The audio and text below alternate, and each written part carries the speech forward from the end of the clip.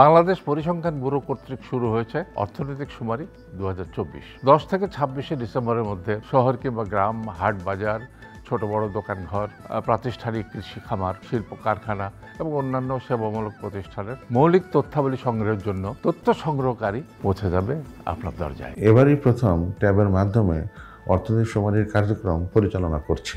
মাঠ পর্যায় থেকে সংগৃহীত ডাটা আমরা ডাটা সেন্টারে সংগ্রহ নিশ্চিত করব। অর্থনৈতিক শুমারিতে দেশের অর্থনৈতিক কর্মকাণ্ডের সাথে সম্পৃক্ত সকল প্রতিষ্ঠানের বর্তমান অবস্থা, তাদের বিভিন্ন সমস্যা এবং সম্ভাবনার একটি চিত্র উঠে আসবে। অর্থনৈতিক শুমারি 2024 প্রথমবারের মতো কেপি পদ্ধতিতে অনুষ্ঠিত হবে। এবারের শুমারিতে সময় এবং অর্থ দুই সাশ্রয় হবে। 10 থেকে 26 ডিসেম্বর বাংলাদেশ পরিসংখ্যান ব্যুরো দেশে অর্থনৈতিক শুমারির কাজ চালাচ্ছে। আমি আশা করব যে দেশের সবাই এই শুমারির কাজের সঙ্গে সহযোগিতা করে দেশের উন্নয়নে অবদান রাখবেন। অর্থনৈতিক শুমারিতে তথ্য দিন, নতুন বাংলাদেশ বিনির্মাণে অংশ নিন।